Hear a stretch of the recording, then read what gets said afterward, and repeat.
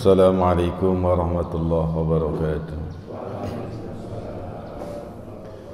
Bismillahirrahmanirrahim. Alhamdulillahi wa kafa, wassalatu wassalamu ala sayyidina Muhammadin al-Mustafa wa ala alihi wa sahbihi ahli sidqi wal wafa, amma ba'du. Jajaran DKM Masjid Al-Hikmah yang insyaallah dimuliakan oleh Allah Subhanahu wa taala. Para asatid, para guru, para orang-orang tua, bapak-bapak haji, ibu hajah, jamaah salat subuh yang insyaallah diberkahi oleh Allah Subhanahu wa taala. Alhamdulillah, pada kesempatan pagi hari ini kembali kita dapat bersilaturahmi, menunaikan salat subuh berjamaah. Mudah-mudahan amalan ibadah kita pagi hari ini diterima oleh Allah Subhanahu wa taala. Salawat beserta salam mudah-mudahan senantiasa tercurahkan kepada junjungan alam Nabi kita Muhammad sallallahu alaihi wasallam dan atas keluarganya, sahabatnya, serta mudah-mudahan kita sebagai umatnya mendapatkan syafaatnya di yaumil qiyamah nanti. Para jamaah sekalian, pada kesempatan pagi hari ini kita akan sedikit membicarakan tentang surat Al-Fajr. Surat Al-Fajri ayatnya ada 30. Surat yang disunnahkan dibaca ketika Idul Fitri atau Idul Adha, berpasangan dengan surat Al-A'la atau Sabbihis. Rasulullah sallallahu alaihi wasallam dalam riwayatnya sering membaca surat ini ketika Idul Adha atau Idul Fitri, karena berkaitan dengan isi awalnya adalah menjelaskan 10 hari pertama Zulhijjah. 10 hari pertama Zulhijjah, di mana Rasulullah pergi haji itu hanya 1 kali seumur hidupnya. Kewajiban haji turun kepada Nabi tahun 9 Hijriah. Lalu Nabi melaksanakan haji yang kita sebut dengan haji wada, itu tanggal 10 tahun ke-10 Hijriah. Pada saat Nabi di Arafah, turunlah ayat keempat dari surat Al-Maidah. Al-yawma akmaltu lakum dinakum wa atmamtu alaikum ni'mati wa raditu lakumul Islam madina. Sehingga Nabi setelah itu melaksanakan haji wada. Maka disebut haji wada karena haji yang terakhir, pertama dan terakhir yang dilakukan oleh Nabi pada saat Nabi di Madinah. Dan itu terjadi setelah terjadi perjanjian Hudaybiyah, sehingga Hudaybiyah sekarang itu menjadi tempat mengambil mikot bagi orang yang berhaji.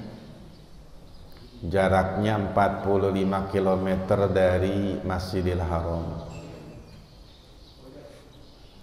Sekarang jarang yang ngambil dari situ, kejauhan. Kemudian tema di dalam surat Al-Fajri yang artinya adalah waktu fajar. Ulama berkomentar fajar sekarang atau fajar nanti. Sebagian ulama mengatakan fajar setiap pagi, berkaitan dengan subuh. Kalimat subuh itu kita maknai sekarang dengan pagi, padahal arti sesungguhnya awalnya adalah cerah, menyala, Itu makna subuh, cerah menyala. Karena diharapkan pada waktu subuh hidup setiap orang kembali fresh, gairah, karena sudah istirahat sepanjang malam. Karena itulah maka Nabi berdoa, Allahumma barik li ummati fi bukuriha. Ya Allah, berkahilah buat umatku di pagi harinya. Ngan asbaha aminan fi syirbihi mu'afin fi badanihi indahu kutu yaumihi faqad hayyizat lahu dunya bihazafiriha. Orang yang pagi-pagi aman, badannya, hartanya, jiwanya, lingkungannya tentram.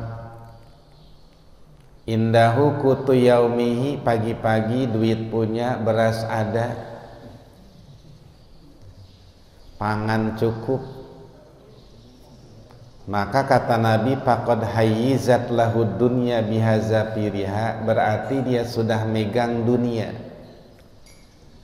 Kita dianggap sudah punya dunia tuh kalau pagi-pagi sudah aman, tentram, sehat, bekal ada. Kenapa? Karena dunia hanya berkutat pada persoalan makan, tidur, rutinitas, itu doang. Yang kita kejar kadang hilang, kadang nggak dapet, kadang nggak ada. Makanya sebenarnya nikmat pokok kita tuh adalah sehat, tentram, aman. Itu nikmat pokok tuh. Kalau punya mobil, punya rumah mewah, itu mah nggak permanen. Bisa jadi besok hilang, besok habis, besok hancur, silih berganti. Besok dia punya, besok dia kagak punya, kadang begitu aja muter. Tapi selama badan kita merasa sehat, iman kita ada, lingkungan kita tenang, aman, dunia kita sudah punya. Karena kalau kita bandingkan dengan orang lain, negara lain,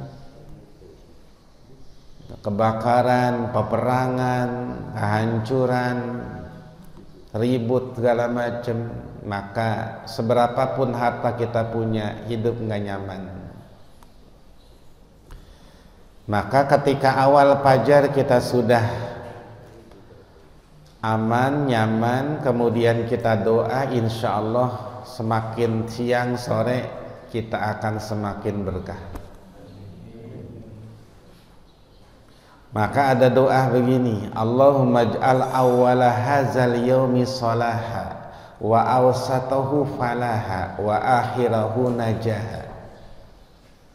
Allahumma ij'al awwala hadzal yaumi salaha. Ya Allah, jadikanlah permulaan hari ini adalah kesolehan, kebaikan. Wa awsatahu falaha, tengah-tengahnya adalah keuntungan. Wa akhirahu najaha, dan di ujungnya adalah kesuksesan. Itu doa.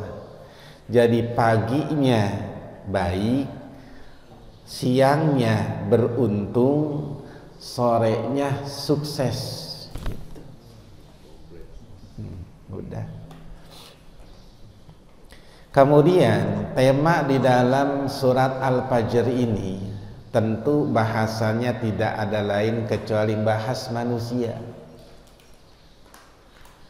Karena memang Allah ciptakan kita sebagai makhluk yang sempurna, makhluk yang berbeda dari makhluk lainnya. Maka objek dunia ini adalah manusia. Allah bilang walaqad karramna bani Adam, kami muliakan manusia. apapun agamanya, apapun kulitnya, apapun bahasanya, itu masuk dalam kalimat Allah, kami muliakan manusia. Berarti manusia adalah makhluk rata-rata di atas makhluk yang lain. Apapun ditaklukkan buat manusia. Gajah segede apapun nama manusia nurut.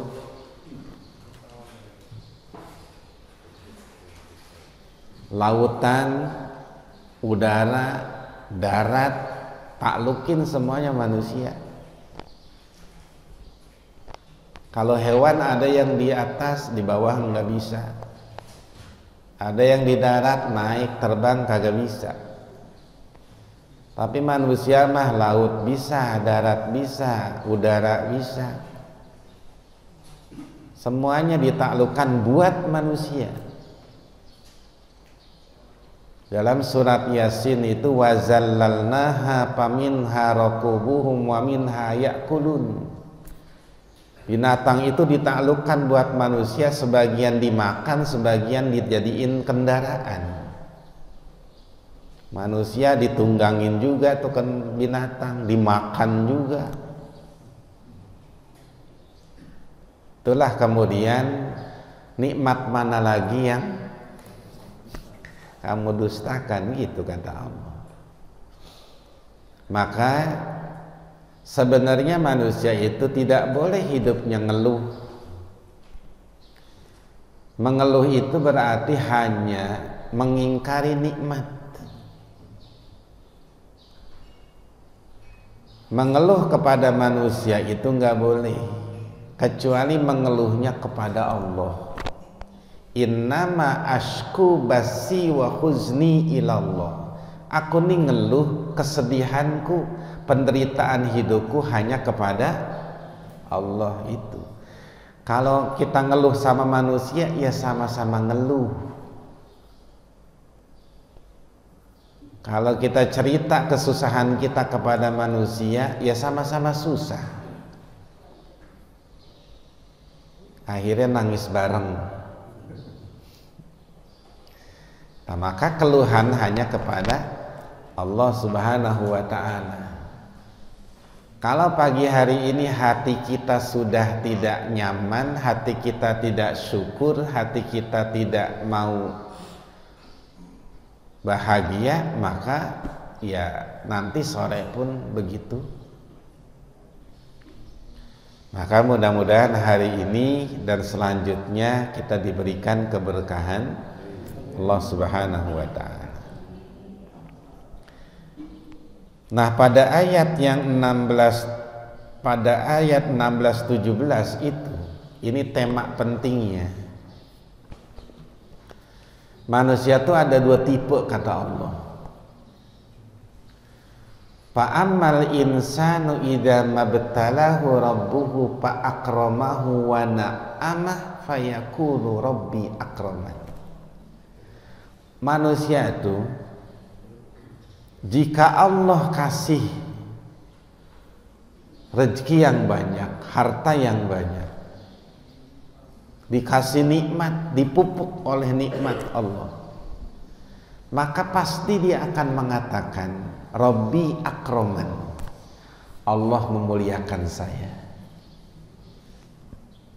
Diberikan harta banyak, kekayaan, kemudahan, dia merasa itu adalah anugerah. Padahal itu ujian.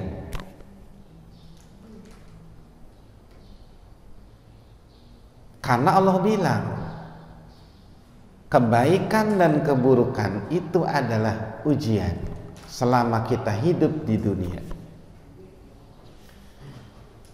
Yang dikasih banyak syukur enggak, yang dikasih dikit sabar enggak, yang dikasih sehat syukur enggak, yang dikasih sakit sabar enggak. Selalu begitu, cuman dua kan. Maka manusia harus ketika dalam keadaan jaya, kaya, maka dia harus sadar dan harus waspada. Jangan-jangan ini istidraj. Apa istidraj? Pemberian Allah yang hanya mengumpan, tuh makan, ambil tuh. Sehingga kemudian akhirnya nanti sekaligus akan dikasih penderitaan oleh Allah.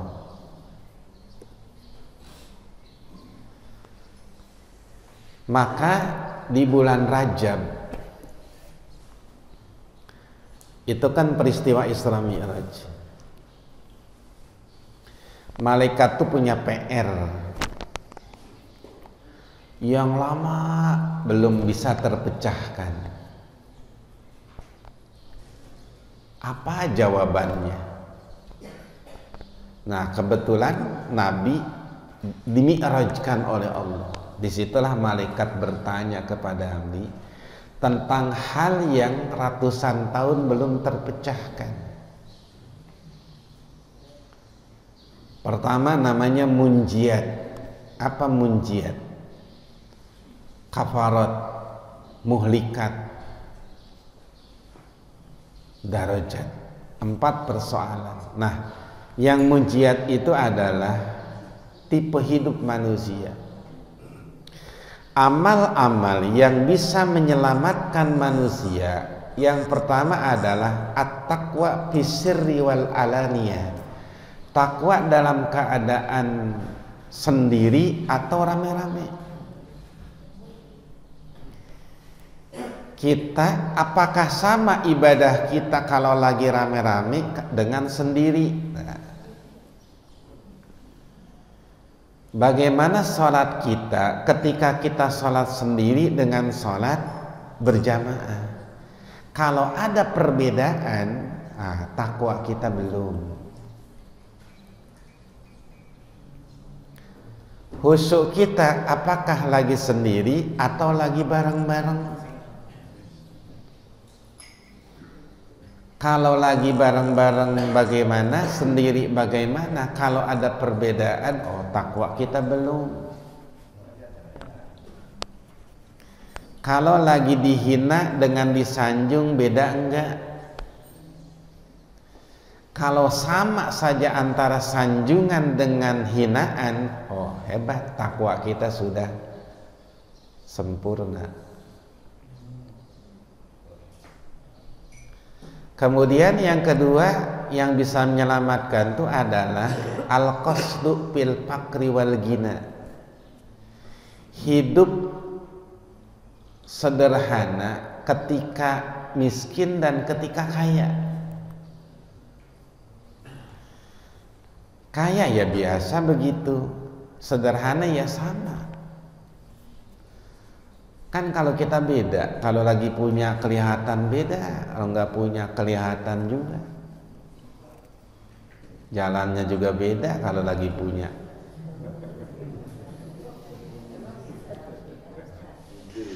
Ya orang kelihatan, ibu bisa ngelihat orang kalau dari jauh tuh jalannya lagi punya duit sama nggak punya duit beda.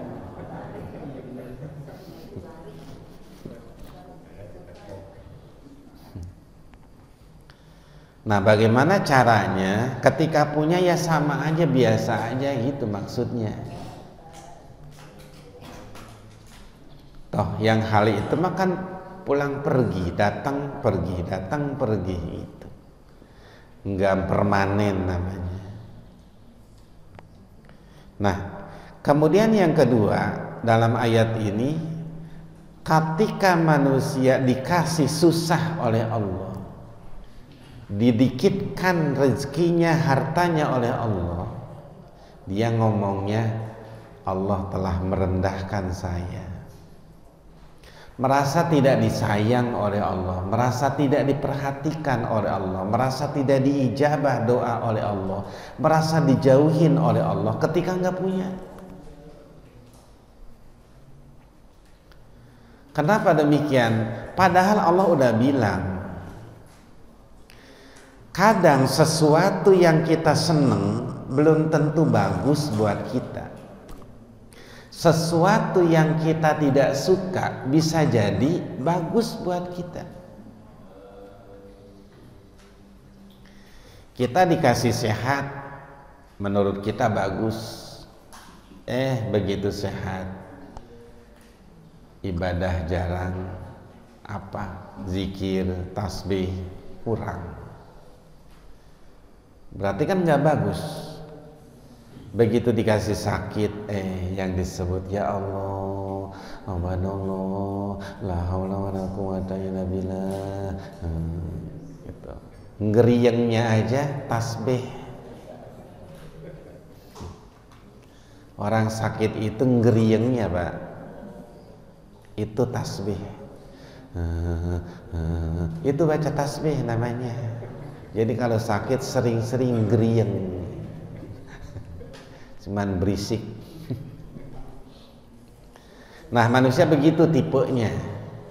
Nah, bagaimana supaya kita dikasih nikmat, ya selain bersyukur juga waspada, gunakan dengan bijak, gunakan dengan baik, di jalan yang baik. Ketika kita diuji dengan kesulitan, kesusahan, ya sabar, nggak selamanya. Pasti ada hal-hal yang bisa kita lakukan. Toh rezeki itu kadang-kadang kan bukan hanya sekedar materi. Dikasih harta banyak, sakitnya banyak. Dikasih sehat tuh oleh Allah, walaupun rezeki dikit. Nah, kira-kira mau yang mana? Rezeki banyak, sakit. Rezeki dikit, sehat. Mau yang mana? Ya, kita kan selalu nyari solusi yang ketiga. Udah sehat, rezekinya banyak. Apakah ada? Ada. Nah, ada. Bukan nggak ada tetap. Itu tadi.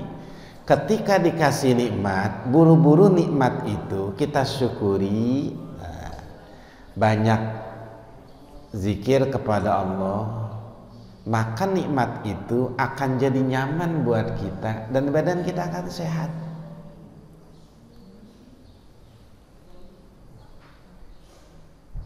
Mana diantaranya? Istighfar.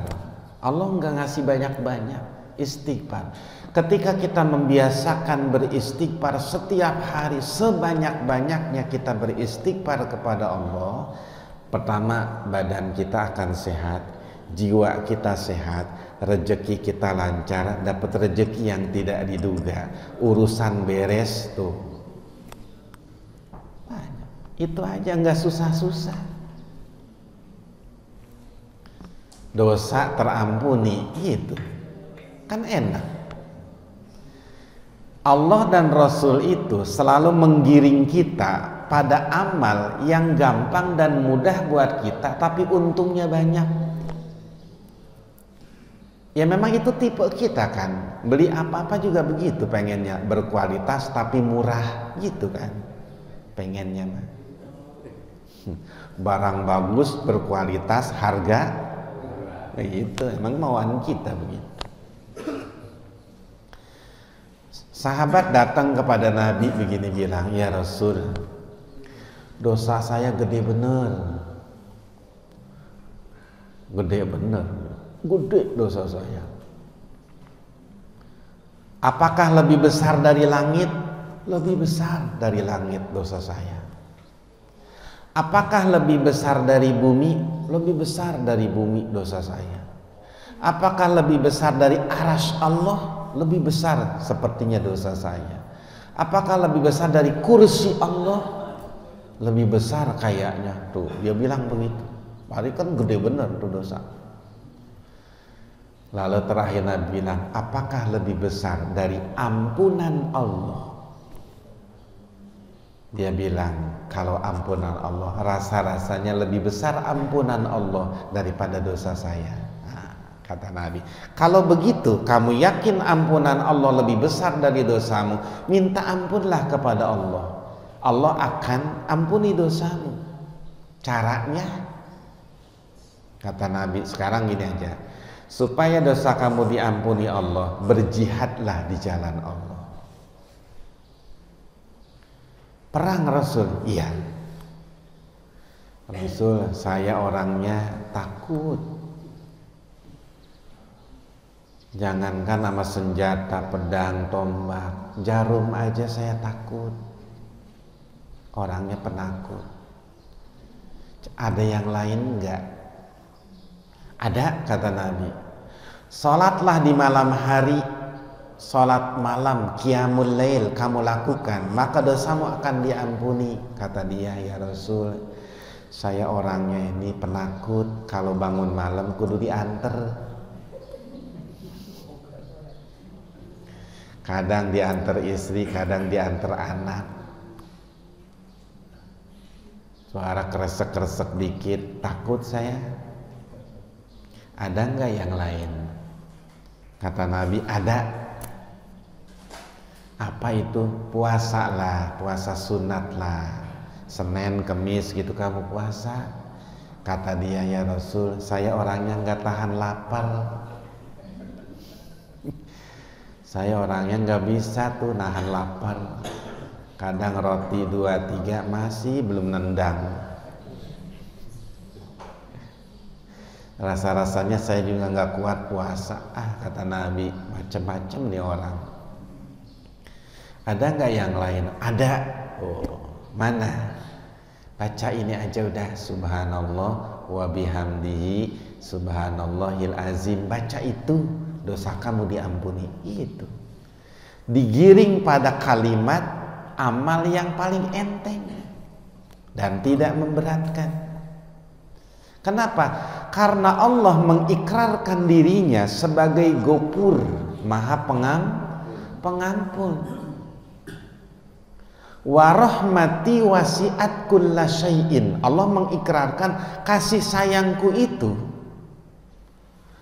mencukupi segala sesuatu. Jadi artinya jangan putus asa dari rahmat Allah.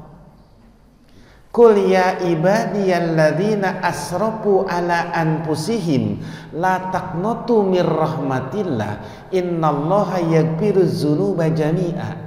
Katakan kepada hamba-hambaku, jangan putus asa dari rahmat Allah, karena Allah ngampunin dosa semuanya. Itu kan, manfaatin itu.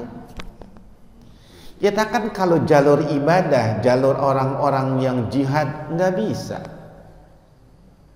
Suruh bangun tahajud, ngantuk mulu. Kecuali nonton bola, cuma ditungguin. Baca Quran, nungguin Ramadan. Maka kita paling nyari jalan yang ringan. Mana? Ya udah, jalan taubat, jalan istighfar, itu jalan kita. Allah kasih tuh caranya. Nah, itu tema di dalam ayat ini jelasin yang namanya insan, al-insan. Maka kita sering dengar al-insan mahalul khoto' wan nisyan, manusia itu. Nah, huruf alif lam yang ada pada al-insan itu namanya lil jinsi, menjelaskan tentang ya begitulah manusia, itu kata Allah. Itulah manusia. Memang manusia begitu bahasanya. Karakter manusia dibangun dengan seperti itu, banyak ngeluh, banyak lupa, banyak lalai, banyak bikin salah gitu. Itu manusia namanya.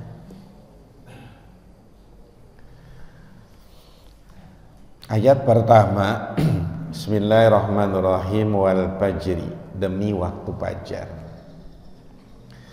Ada ulama yang mengatakan fajar terakhir dunia ini, nanti menjelang kiamat. Di mana fajar itu adalah fajar terakhir, karena setelahnya matahari akan terbit dari sebelah barat setelah waktu malam begitu panjang. Maka manusia akan mengalami masa malam yang begitu lama karena fajarnya tidak datang-datang, tidak muncul-muncul. Matahari sama bulan ngadep ke Allah, sujud di hadapan Allah matahari dan bulan. lalu bilang, ya Allah, sudah saatnya kami tidak terbit lagi ke dunia. Apa sebabnya? Di dunia manusia sudah banyak yang kufur, mengingkari nikmat, tidak syukur, maksiat kepadamu. Ini terjadi setelah dunia itu kacau balau dengan maksiat. Kami tidak ingin cahaya yang kami tebarkan dimanfaatkan untuk berbuat dosa kepadamu oleh manusia. Kami tidak ingin cahaya yang kami tebarkan hanya menjadi alat untuk kesenangan manusia, tapi lupa kepada pemberi cahaya. Maka mulai besok kami akan cuti. Matahari cuti. Bulan pun demikian.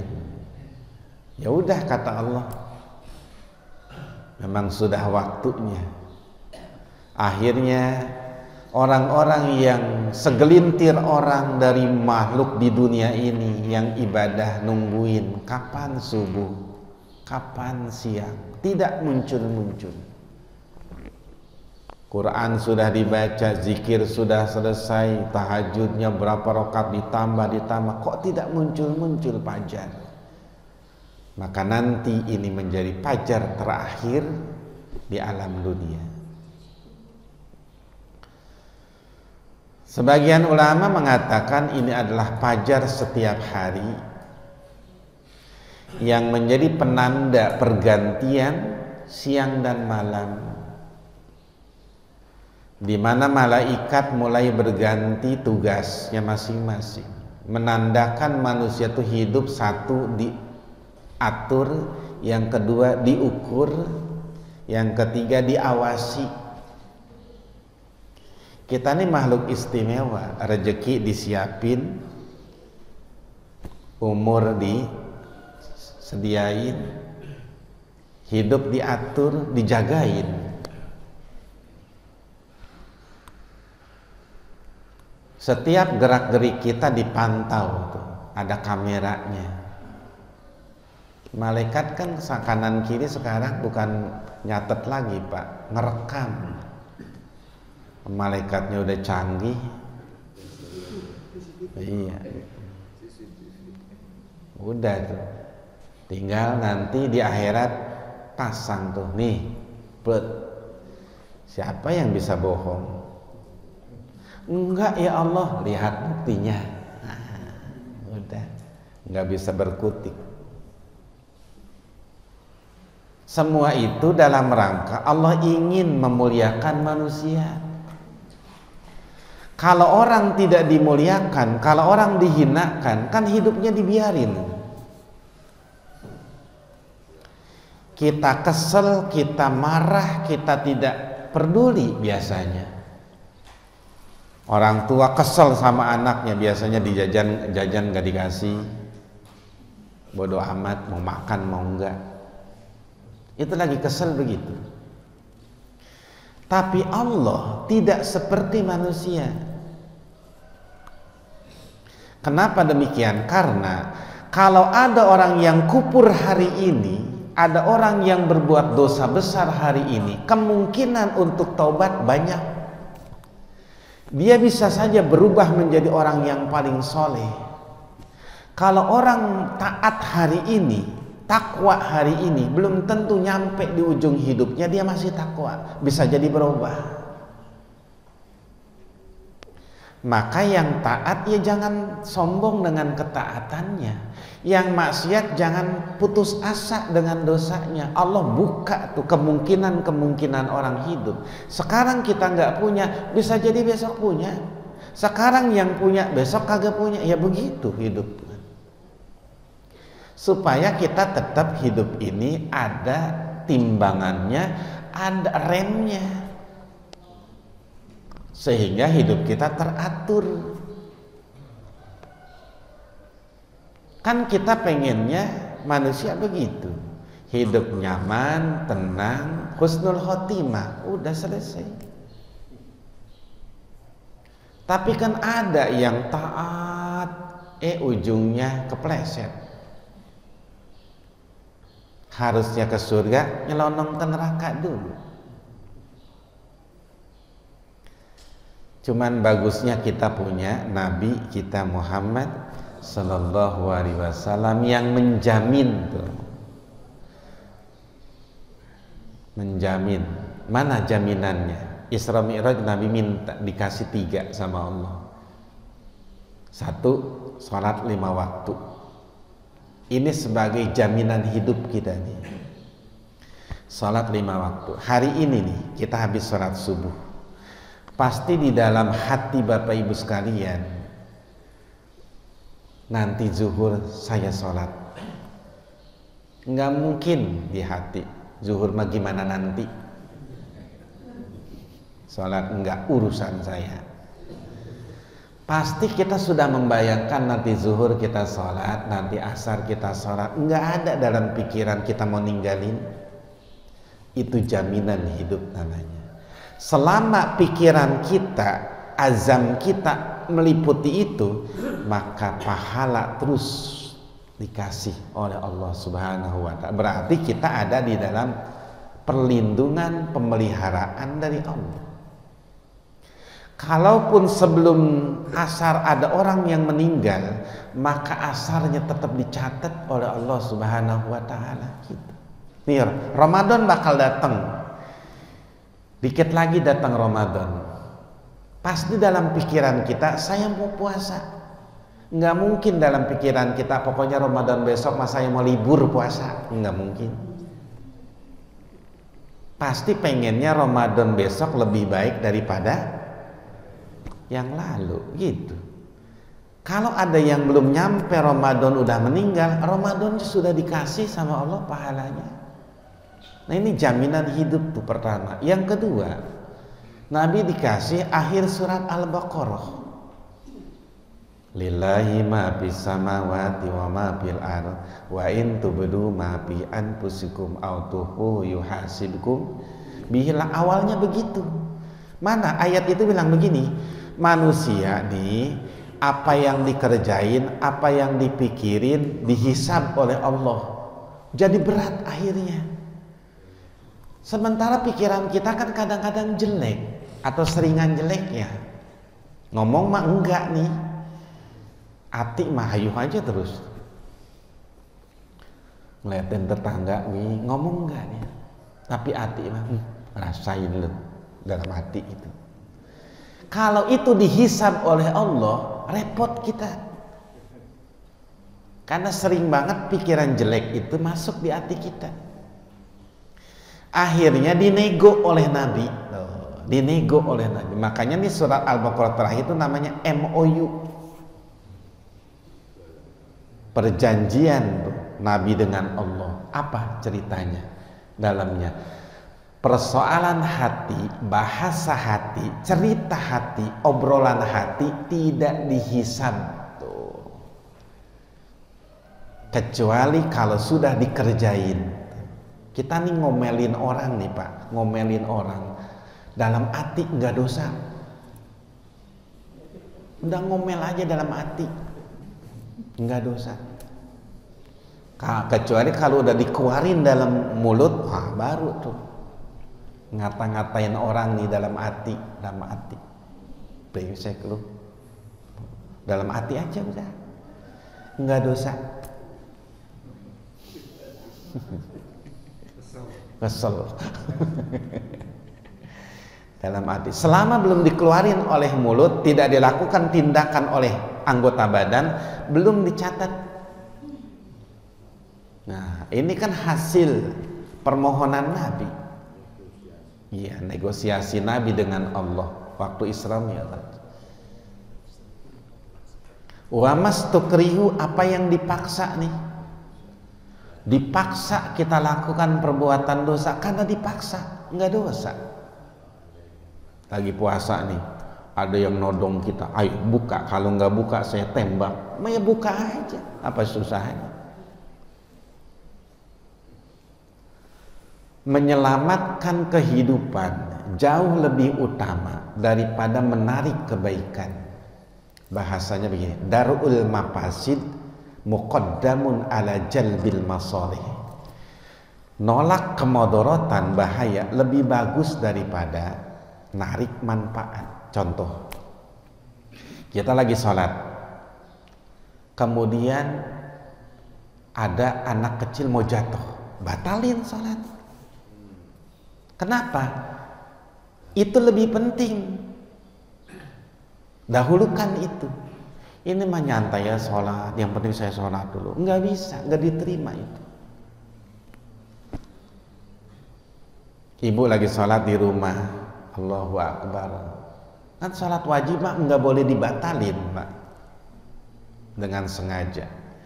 Tapi ternyata bau gosong dari dapur. Bau gosong dari dapur. Batalin sholatnya. Kenapa? Itu lebih penting daripada sholat kemudian selesai, dapur selesai, habis. Iya. Maka itulah kemudian darul mafasid muqaddamun ala jalbil masalih. Mencegah segala keburukan itu lebih bagus daripada melakukan ketaatan. Bapak sholat kemudian puasa sunat, tapi perbuatan masih jelek, ya mendingan nggak puasa, nggak usah puasa. Tapi perbuatan baik, sehingga kemudian di sisi Allah kadang ada amal yang sama. Orang nggak puasa sama nilainya dengan tidak puasa. Orang yang nggak puasa sama dengan nilainya dengan orang yang puasa. Kan menurut kita beda, Pak. Dia mah puasa, kita nggak puasa, beda menurut kita. Tapi bisa jadi sama. Ini orang makan mulu kagak ada puasanya. Bisa jadi amalnya sama dengan yang puasa. Ada kalimat begini, at-thaimus syakir kas-shaimis sabir. Tukang makan tapi dia bersyukur sama dengan orang puasa, dia sabar. Itu. Ini kita makan nih, makan melulu, puasa enggak. Tapi setiap makan alhamdulillah wa syukurillah, suapan masuk alhamdulillah, minum air masuk alhamdulillah, nilainya sama dengan yang puasa. Ini sunat, Pak, jangan dipakai buat Ramadan tapinya ini. Kalau Ramadan wajib itu mah. Ini mah bahasa sunat. Yang tahajud bangun malam dengan yang molor aja bisa jadi pahalanya sama. Dia mah tahajud bangun malam berapa rakaat, 11 rakaat dengan witirnya. Ini mah ngorok aja. Bisa jadi pahalanya sama. Apa maksudnya? Ketika kita tidur menikmati istirahat, bersyukur begitu bangun alhamdulillah, pres badan kita, lelahnya hilang, semangat, sama nilainya dengan yang bangun malam.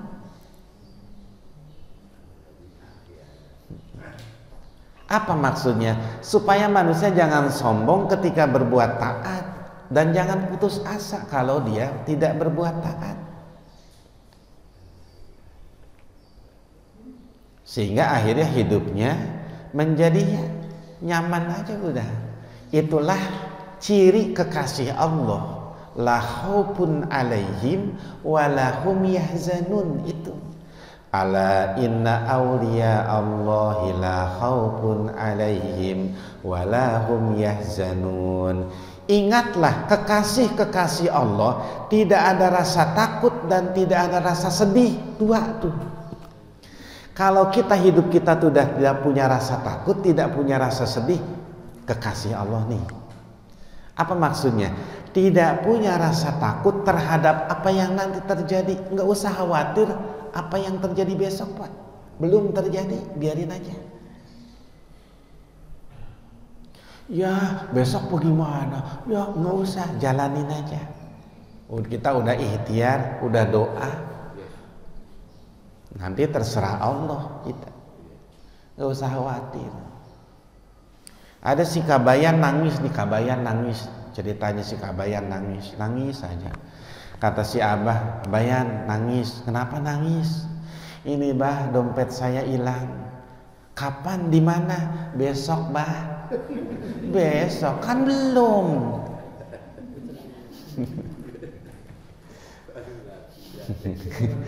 Iya, kenapa nangis sekarang? Ya daripada besok saya nggak bisa nangis, nangisnya sekarang. Jangan mengkhawatirkan sesuatu yang belum terjadi. Kalau kita mikir, kalau nanti saya mati nih, saya nggak ada, bagaimana anak saya, bagaimana istrinya, nggak usah dipikirin. Itu mah ada Allah kok. Yang ngasih rezeki kita mah cuman perantara doang. Begitu kita mati mah mungkin bisa jadi anak kita lebih bahagia, istri punya suami yang lebih kaya gitu. Udah jalanin aja tuh. Yang kedua, tidak sedih terhadap sesuatu, berarti menyangkut masa lalu. Kenapa? Selama kita hidup, kita masih bisa memperbaiki kehidupan kita. Dosa dulu ya tinggal diberesin aja. Dulu banyak ninggalin kewajiban-kewajiban, ya tinggal diberesin aja, bayar tuh nih. Misalkan kita punya kewajiban dulu yang kita tinggal nih, ibarat puzzle Pak. Tek, tek, tek, tek.